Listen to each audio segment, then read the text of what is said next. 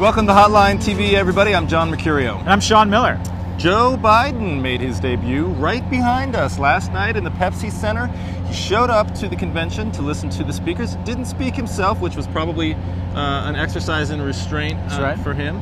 Sean Miller, following every move that Joe Biden makes this week, what do you think so far of the rollout of Joe Biden 2.0? You know, I would have to say it's really emphasized his biography over his experience in government.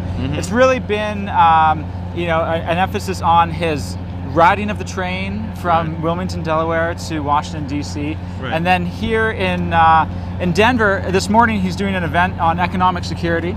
So it's really been an attempt to sort of portray Joe Biden as a warrior for the middle class. We're seeing that. I think throughout the convention. We're seeing Obama's personal story brought up yesterday.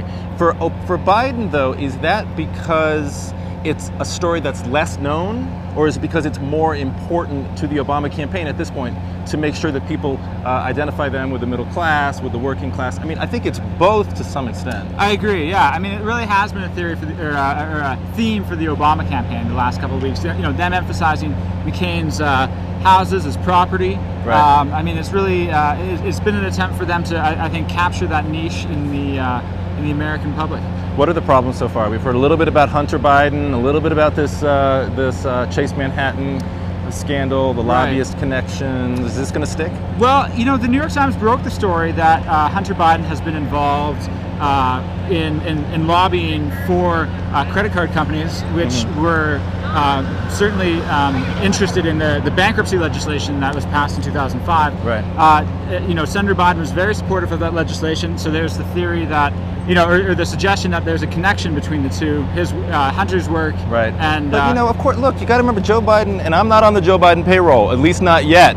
But I will say, Joe Biden is a Delaware senator. My God, how could he not be supportive of the credit card industry? That's true. You know, Chase Manhattan. And that's what the campaign has come out and said. They've issued a flat denial. They've said, you know, there is absolutely no connection between Hunter Biden's work as a consultant, as a lobbyist for the credit card companies, and Senator Biden's legislative. But is that going to work? I mean, look, John Kerry 4 years ago said, "I was a Vietnam War hero. They can't possibly attack me."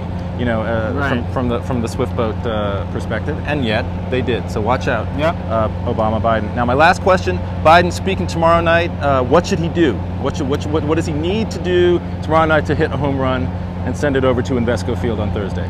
Well, you know, what I think he's going to do will be emphasize his personal story. It seems to have been, you know, sort of previewed as up until now that is going to be the emphasis of the campaign. People know him as a voice in foreign policy.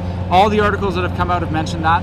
So I think it's a real chance for him to introduce himself as a family man, as someone who has, you know, come from humble roots and who's maintained that residence, that mindset outside of Washington. Much like yourself, Sean Miller. Right. Sean J. Miller.